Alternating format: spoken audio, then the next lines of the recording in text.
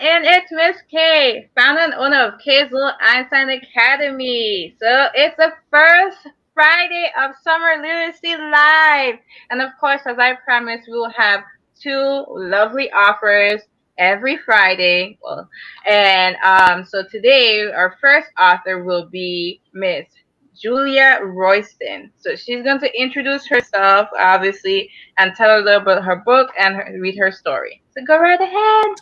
Hi. Well, hello, everybody. I'm Dr. Julia Royston. I'm an author, publisher, speaker, and coach.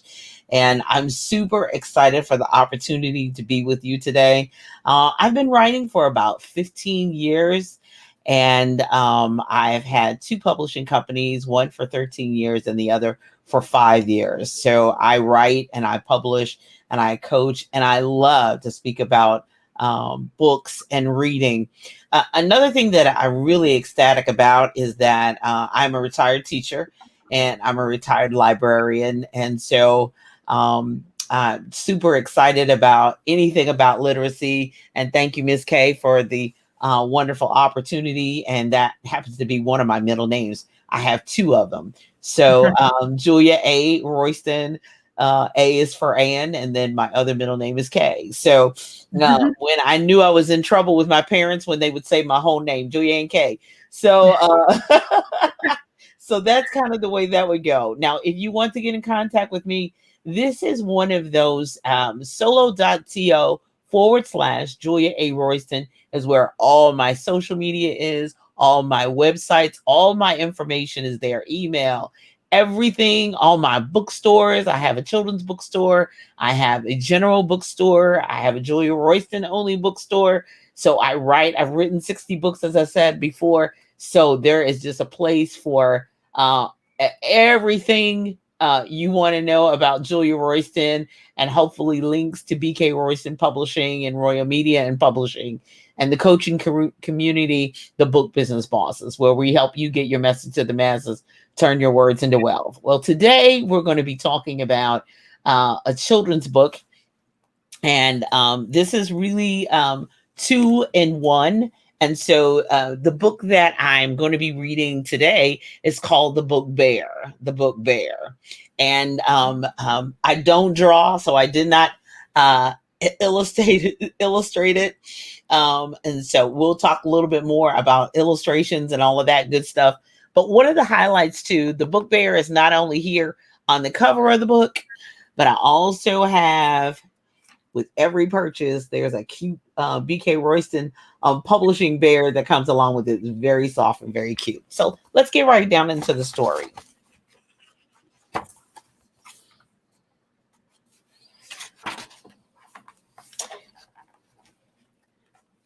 Bear loves books with an exciting and great story.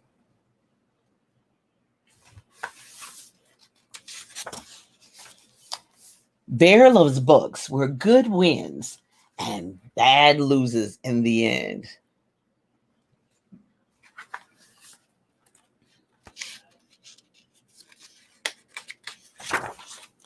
Bear loves books with all kinds of faces.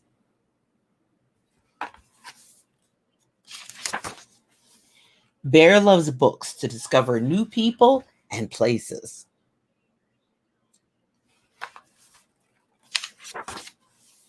Bear loves poetry with rhythm and rhyme.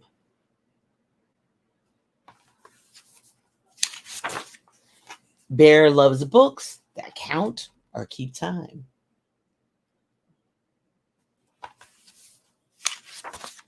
Bear loves books that show care for all mankind.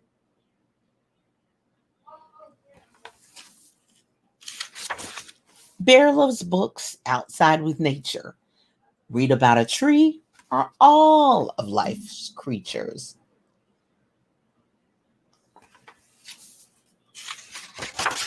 Bear loves to be read to from the book, iPad, or laptop too. It's not the place, it's the story, enjoyed by me and you.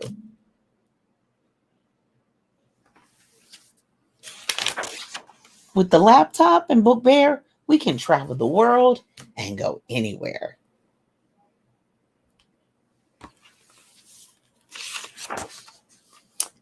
Bear loves any book, anytime, any place. It can be one book or even two, just as long as it is read by you.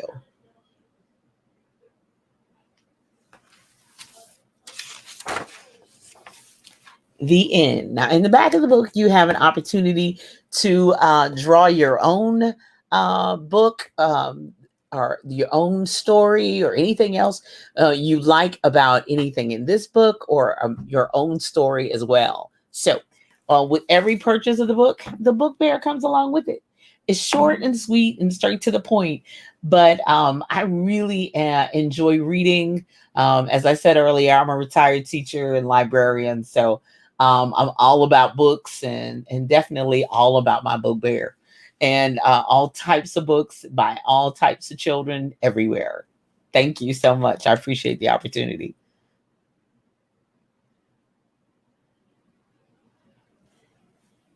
Oh, that was an amazing story, Miss Thank you. Royston. Thank you. Thank Um, you.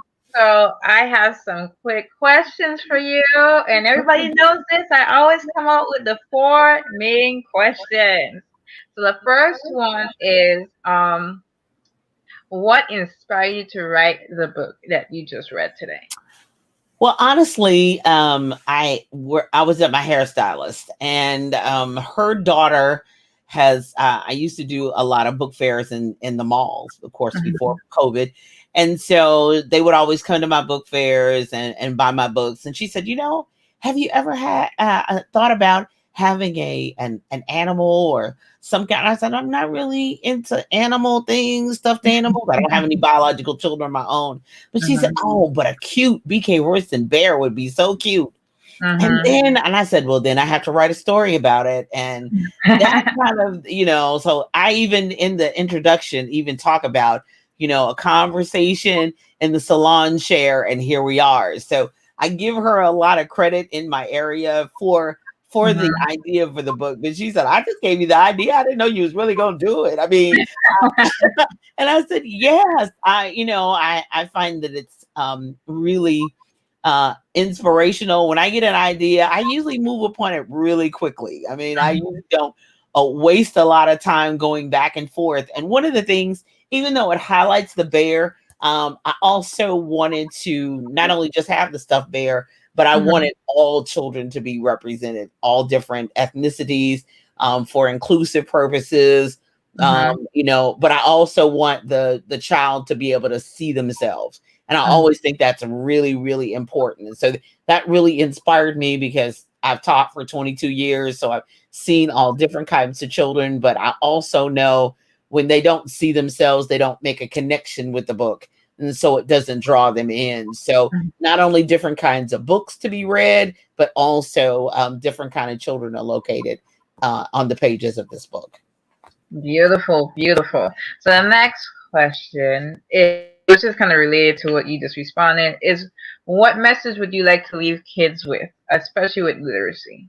Uh, Really, I'm striving to encourage literacy for all children, but all different kinds of books.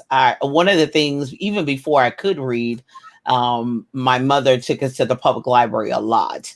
My dad was, when we were young, my dad was getting his one or two master's degree, and so therefore he taught. And so that's kind of, we just had it by osmosis. We didn't have any choice really. And but she would take us to the public library, and so that would kind of get us out of the house, away from him, getting on his nerves, so he could think and write his papers. So we spent a lot of time at the public library, and she read to us each and every night. So I have a varied palette of what I like to read and reading. But I think sometimes children don't have that palette via technology, which I was a technology teacher, so I don't have anything against technology. It's just being broadening in your mind for different books, different ideas, different cultures, different kind of people. It makes you a global thinker, and be able to participate globally, knowing that the world is much larger than just your world, your street, your community, your city, or your state. It's global. So that's what I really want to encourage young people, parents, educators, librarians, especially. I'm always gonna have a heart for librarians forever. Because I wasn't only a school librarian. I worked in corporate, medical, and law libraries too as well. So Wow. I have a Okay. heart for it. Yeah. Only two areas I haven't worked are public libraries, which I visited a lot of them, and Mhm. jail or prison libraries. So I haven't worked in those two. And yeah, so those are the only two areas I haven't. All the other librarians I have. So yeah, I just want you to really vary your palette Mhm. for reading and enjoyment. Yes, yes. I totally align and agree with varying your palette. I'm actually doing a summer camp where it's called Around the World. And so we're learning about the different cultures because I think it's very important to be diversified Yeah. and to understand that, yes, we're unique, but we are all beautiful in our own way. And you shouldn't treat others differently because they're unique or they're from a And I different think you're helping with that whole diversity and inclusion process because, culture. when you, there's something about exposure to that Mhm. that really allows you to be, now everybody's supposed to have their own opinion and who they like and who they don't like, but it should not be based upon just, I looked at them and I didn't like them. Well, why? I don't know. I just didn't like them. Well, that's not really good enough. Do you know them enough to say you don't like them? No, I just didn't like them on site. Well, Mhm. because they look different to me.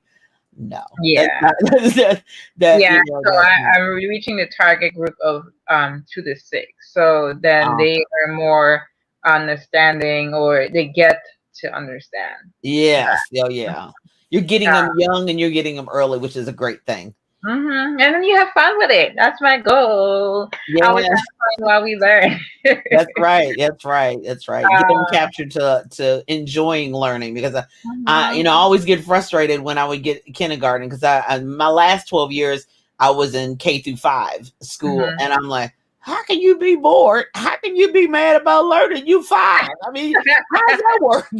Lord, but baby, you got a lot more. I used to say it, baby, you got a lot of more school to go. Exactly. And then even in their high school, I'm like, this is not even the beginning of the iceberg. Oh, baby. Now my Okay, high you all schoolers, have a while to yeah, go. my high schoolers were okay. I didn't do middle because I'm like, oh Mhm. no, I didn't like middle school. So I'm like, no, I'm not gonna teach middle school. So I taught 10 years high school, but it was an Mhm. all girls Catholic high school. So they Uh, were very, you when you got paid to go to school mhm. and pay as much as they paid, oh, they were focused and driven. If they Oh, weren't, I they went was to a out. Catholic Peace, we school out. Yeah, too. no, they I went weren't to a playing Catholic around there. school too, so Did I you? totally Yeah. understand. I mean, they were, yeah, more focused and driven. Of course, I only stand 5'2", so they were much taller than me and all of that. But oh no, they were focused and goals. And now I meet them now and they're married with children and babies and husbands and mortgages. And I'm like, look at you. All right, so the next couple questions, but you had answered at the very beginning, but we'll reiterate it, is your social media handles and where we can buy the book. Those are the last 2 questions. The last two questions, well, the solo.co/Julia A. Royston, that's where Mhm. everything is, and you can buy it. I have a children's bookstore, so you can, and I'm offering a discount. I can't remember, it's 25 or for 50% off. So put in summer reading is the code. Mhm. RoystonRoyalBookstore.com is on sale too as well. Summer reading is the code, so put that in to get the discounts, but everything is there. Solo.to. I'm everywhere you want to be. Facebook, Instagram, LinkedIn, Twitter, TikTok. And no, I'm not dancing. I always say that. No, I'm not dancing. Now I'm all about showing my books off and what my events are and all that good stuff. But no, I'm not dancing on that. No. But I'm everywhere you want to be. So I appreciate the opportunity and blessings to all that you're doing, especially teaching and the learning of young minds, 2 to 6. That's hard. You got your work cut out for you, but it's a critical age and it's Yes. a great opportunity for you to be able to capture those young minds. It really, Mhm. really is. Mhm. It's a beautiful thing. Yes. Even though primarily focused on 2 to 6, I think literacy should be expound from all the way high school and even into adulthood. This is why I have a variation of adults. Yeah, I mean, I think that's really important. So I Mhm. started a foundation. I guess I wasn't busy enough. So in 2020, I started a foundation, BK Royston Foundation, and the foundation is to really support and help provide books for the underserved and underrepresented communities. So Mhm. I am participating in a nonprofit in my area. If anybody wants to participate, but we're striving to give away 1,000 backpacks and books. I'm committed to 500, so I want somebody else to match me. So find me, email me, and say I want to help, and I want to help for this um, project so that we can get 1,000 books in the hands. Now I send my books around the country, so I partner with other nonprofits. So contact me if you're a nonprofit organization and you serve the community I'm wishing to serve, which is underrepresented, not necessarily African American or the Black or brown children, but if you serve an underserved or underrepresented community, please reach out to me because I have people who support and help with the literacy process. I'm committed to it, and I'm driven to it as well. And I feel like this is my way of giving back to an incredible opportunity that's been afforded me to not only read, but to also to be able to write and help other people promote and get their books out there. So reach out to me. We're all about literacy and expanding that and broadening our horizons, as well as creating other writers as well. I do some youth writing courses as well. So it's all about literacy. And no, I just go to bed early. People's like, dude, when do you sleep? I was like, I go to bed early. I get up early, but I go to bed early. Oh, well, thank you. So we're Thank gonna you. stay on, and we're gonna be introducing our next author, Miss KP Carter. She is a returning author on our screen. No, we can't hear you. So we've been having technical difficulties. Oh, wow.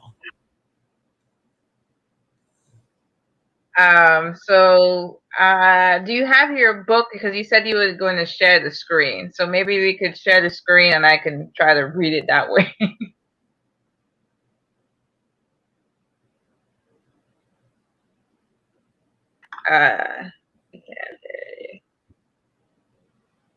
Give us one moment. We've been having some technical difficulties with Miss Katie's microphone, but that's normal. We're not going to be phased by it, guys. This is technology for you.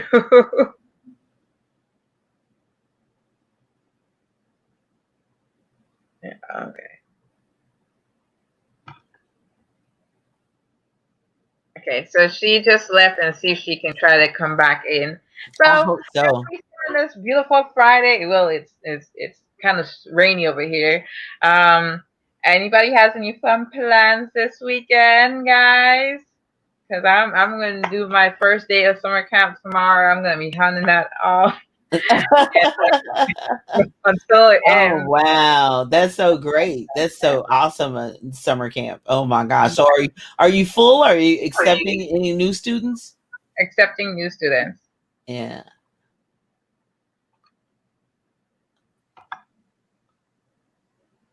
No. So what we're gonna do is we're gonna so I don't want to hold. Okay, there's the book. So we're gonna talk about it, and she'll do some sign. We're gonna be creative today, okay? Yes, we're gonna be creative today.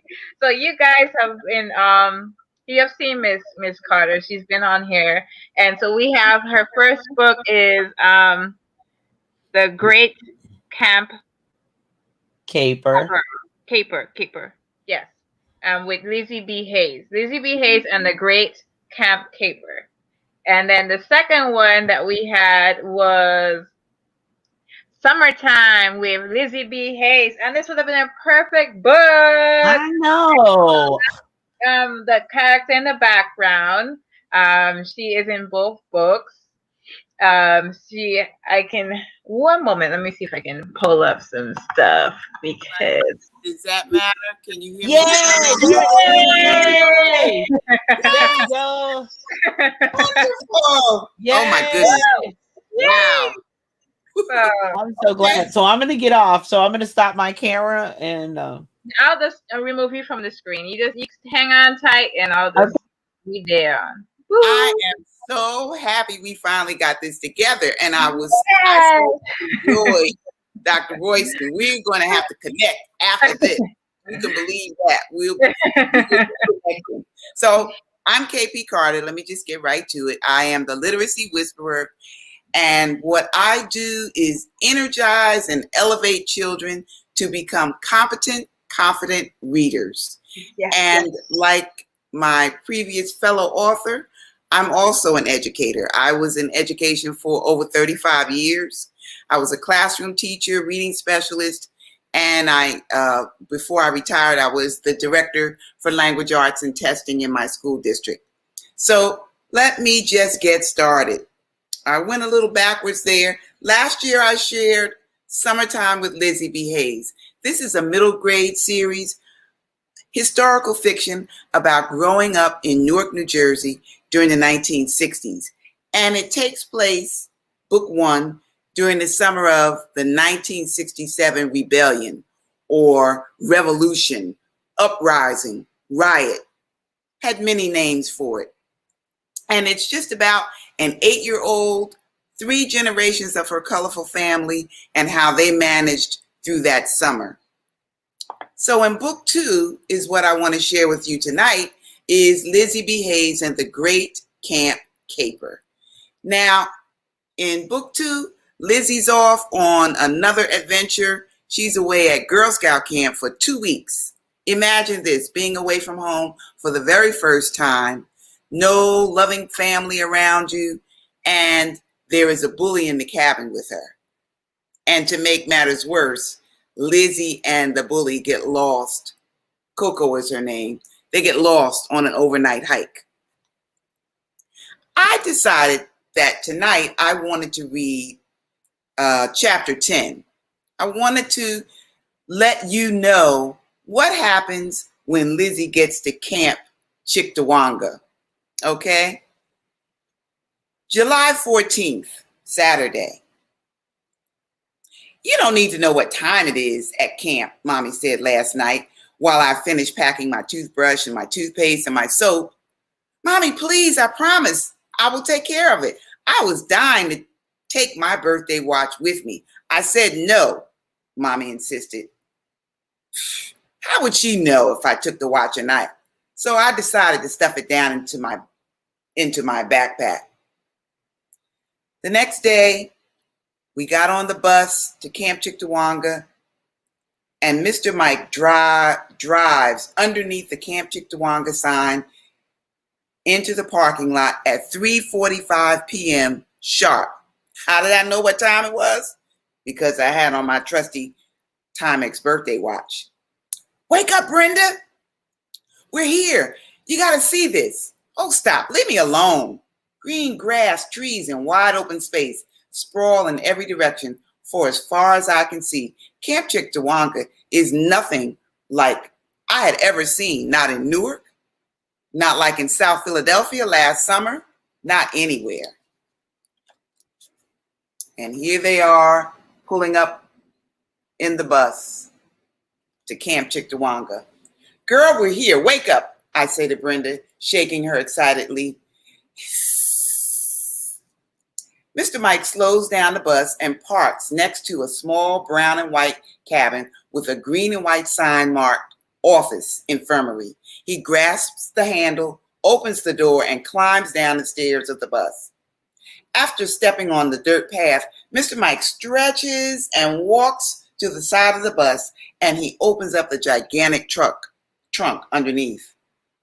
It smells like Christmas trees that we shopped for with Granddaddy last December, and the Breathel pine that Grandmama used to clean the bathroom.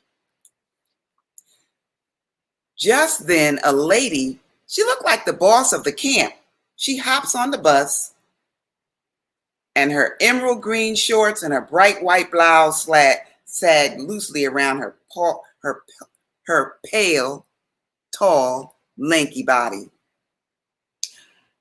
She uses a big gray and black bullhorn, like the one my gym teacher used to shout with.